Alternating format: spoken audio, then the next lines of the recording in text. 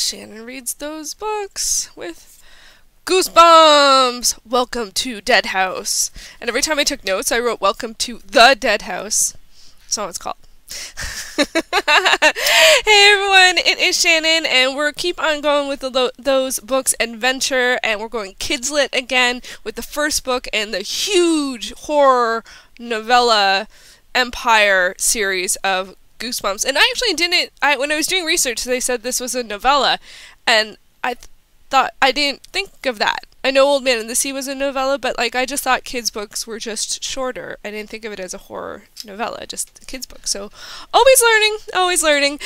So this is Goosebumps #1. Welcome to Dead House. There is over 200 when I was doing research in the Goosebumps series, and it shows up on the BBC Big Reads as number 188, and it actually showed up on the list just as Goosebumps, so I decided I'm going to pick one of the R L Stine books and go with the first one ever published, Welcome to Dead House, which was published in 1992. I thought that that was a fair place to go. So I chose it originally to be the next book that I was reading, because I was stumped again. After reading Wind in the Willows, I was stumped. And when I get stumped, I go with kids, even though Wind in the Willows was kids. This is very different kids. It was much shorter, much easier to read. Not easier is not the right word, just quicker to read. And also, I had a huge curio factor with this one, because I worked in bookstores in the 90s, and I sold hundreds of these books to just very excited kids, you know, or parents buying presents or whatever. Like, they were just the bomb. We had so many of them, and it was amazing. And there was an original series in the 90s, and then I think they redid them in the 2000s, but all in all, there's over 200. So yeah, that's how I started it. So my first question, as always, is, did I understand it? No, it'd be kind of embarrassing to say no, so of course the answer is yes. If I didn't understand it, I would admit that, and that's going to come up in a future book. Not one of those books, actually. It will eventually, I know it will. But yes, I understood it. This book centered on Amanda and her brother Josh, who move with their parents to a new house after they are mysteriously inherit a house from an unknown uncle. And, you know, it's a creepy town, and of course things go horribly wrong, because these are horror stories.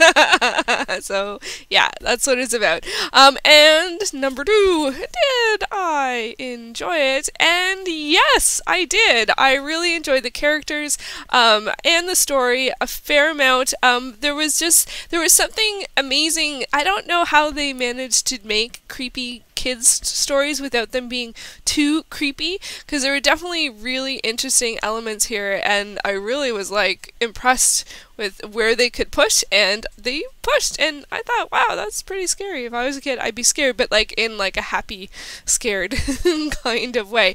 And had some surprises, which I am very impressed with given the amount of horror, paranormal, and supernatural books, film, TV I absorb. So yeah, I was very impressed with that. Next up, was it what I expected? That one's a bit tough. I didn't have particular expectations of this. I just know that kids love them. So that's all I really had to go with. But I would say that sometimes it was darker than I expected. But again, it was clever in how it did this, so that younger readers may not necessarily understand. Not main parts of the story. The main part of the story would be understandable to all, but there were just some subtle like differences that for younger readers they wouldn't really necessarily get, but older readers who could sort of handle the darker elements would understand why this was threatening, or why this was scary, or why that was ominous, and those kinds of stuff. So I thought it was actually pretty sophisticated in that sense. And in terms of expectations, the only other thing I would say is I actually didn't realize that the series does not follow the same characters all the time. Like, this follows Amanda and Josh, but like when I I looked up descriptions of some of the other books, they're all different people, and it's usually two people, and it's usually a set of siblings, but sometimes it's friends, and on occasion it followed one person. But in general, it was a sibling set, and being part of a sibling heavy family, I always love stuff that involves siblings. Next up, do I recommend it? Sure, I'm not a kids lit expert or anything, or a parent, but for me, I think these feel like they're fun stories for kids, and even as an adult, I found it as a nice, light, spooky read, and very enjoyable. And what else do we have here in this bag of tricks? Will I read more from this author? Sure.